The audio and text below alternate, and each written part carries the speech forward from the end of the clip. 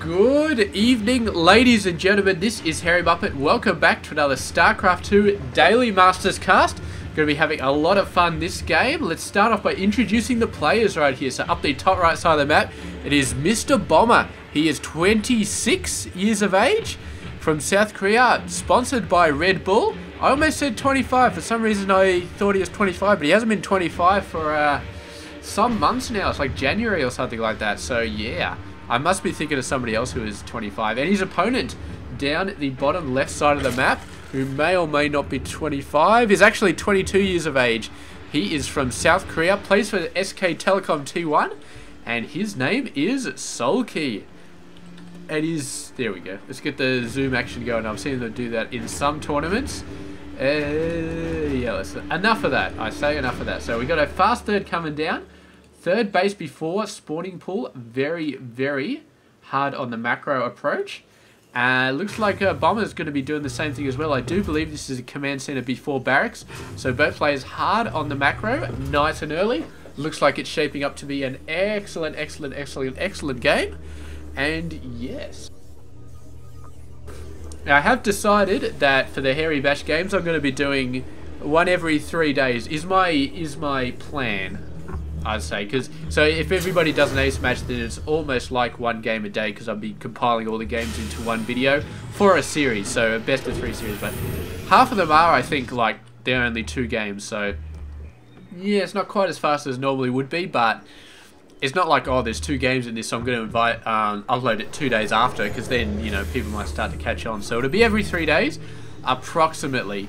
If something crazy happens, then yeah, I might push it back. I might leave it for another day or 2, because, you know, shit happens sometimes, and I am not going to promise that there's going to be every 3 days, even though I just said that it probably will be, because yeah, it might slack by a little bit, and it's going to be 2 months to the next Hairy Bash anyway, so we've got plenty of time to be dealing with that sort of stuff.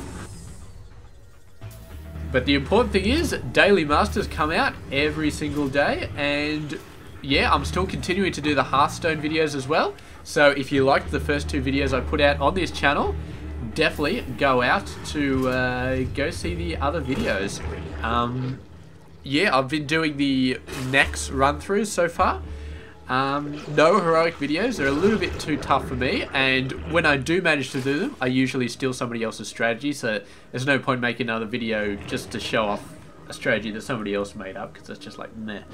But I've been doing the normal walkthroughs and all the class challenges. They're all up there, and in fact the final wing, the Frost Wing, just came out like literally half an hour ago. But I wanted to get these games done first, so as soon as I get these games done, this game and another game, I am going to go and I'm going to play them, and I'm going to upload them. So if you're watching this game, it's probably already been uploaded on my second channel, the final wing, and I actually don't know who the bosses are going to be.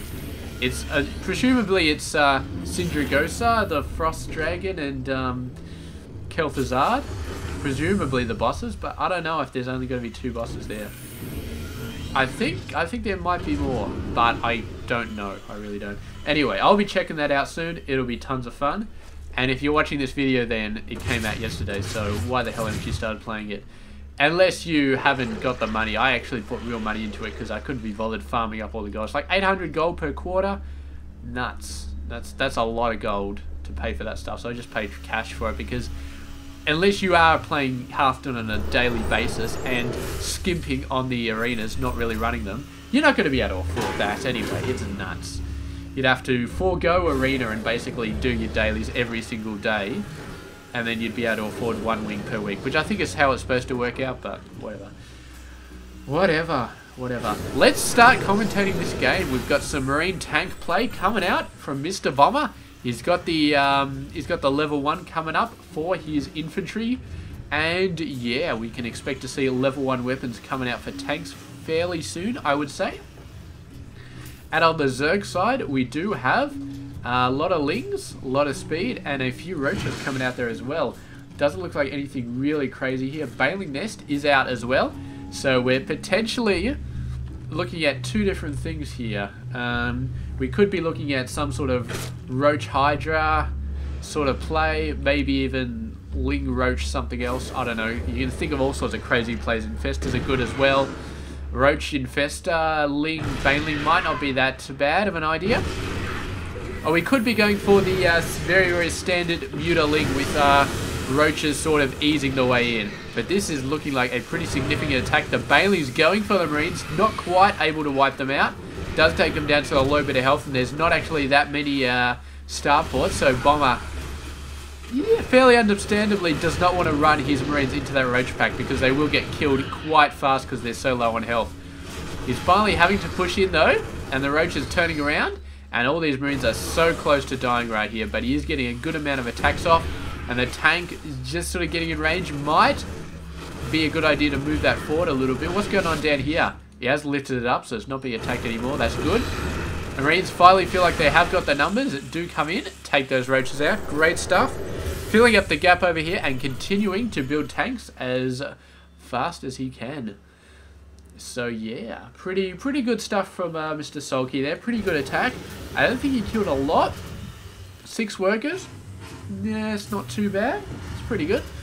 And did lose 9 Roaches though, and did not kill a lot of military units. The tank was okay, 9 Roaches and 6 and 25 Lings. So he busted in there. I think he destroyed a few buildings as well, which is good, and a few Marines and 6 workers. I'm not sure if that was worth it for 9 Roaches, because 9 Roaches is quite a lot, and yeah. Early on, I don't know. And Roaches weren't going to be that good in this game, I don't think. They were sort of, they're a transition between just straight up Ling and Mutaling. So they're sort of filling up that very vulnerable gap you have when you're trying to get the Spire up, and it's like, oh my god, you gotta get the Spire, gotta get the Spire, gotta get the Mutas, there's forces coming in, and you barely get the Mutas out in time and have to defend your base with just a few Mutas because you haven't been building anything else, and Lings die so easily to Marines and Hellions or all these other units that come out way before Mutas. So that's what the Roaches do. They're a stopgap between the full Muta-Ling play and the straight up Ling army, which is the only thing you can get early game. And yeah, look at this nice drop coming down. The Lings are going to be forcing these guys back into the medevac, but meanwhile, look at this. Bomber digging really deep into the creep spread right here, putting his tanks on the high ground. He is open on this side a little bit. He needs to have Marines protecting these tanks. He needs to have Marines protecting these tanks. There we go. The Bane's coming around the side. He needs to get more Marines up the top side here. He is going to get attacked from both sides, and the Baneling's going straight for the Marines. Does manage to take out most of them. Great stuff. The Baneling's choosing not to go for the tanks, which, yeah, is probably a good idea. But then again, the golden rule with Marine tank is take out the tanks, because the Marines are just, yeah, who cares? Who cares? You can kill 1,000,000 of them, and it doesn't matter, but you've got to take out the tanks. So in that case, running the Banelings into the tanks, potentially not a waste of Banelings, I would say. Potentially going to be a good use of them. But we are going to get in here. We are going to be taking out a hatchery. Unfortunately, not the mining hatchery. That was just a macro hatch. So not going to be it. But Bomber has got 3 bases. He is 62 over 59. How many workers have we lost there? Only 8. So not a lot, but still obviously enough to even it out. And there we go. The Baneling taking the tank out. And a whole bunch of Banelings trapped these guys around the corner. I just missed that, but it must have been on the screen. And there we go. Marines falling back, but Bomber has been knocked back a little bit. The reinforcements continuing to stream up. And the question is, what is SoulKey going to do with this time? I don't know exactly. He's just building Banelings at the moment. Building a crap load of Banelings. He must have the ability to build Mutas. And he really does need that soon, because he really needs something to get in there and start sniping the tanks out. I mean, running Banelings into the tanks, meh, it's a good stopgap measure, but you don't want to be doing that all the time. You really want to be flanking these guys with a huge crowd of Mutas. And is crowd the plural for Mutas? Maybe swarm of Mutas. Crowd, what's crowd a plural of? Crowd is a plural of some sort of flying animal, but I can't remember what it is. I really can't. What's going on here? Oh, the Mutas are going for the workers there. I don't know if they've killed all that much. No. No.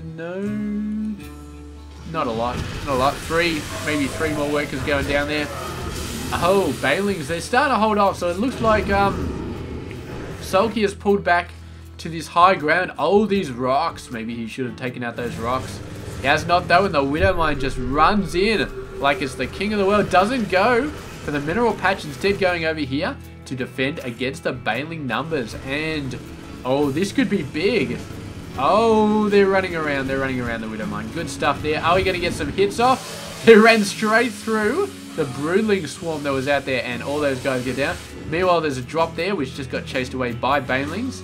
There's another set of forces over here. So Bomber going for the crazy drop everywhere all at once route.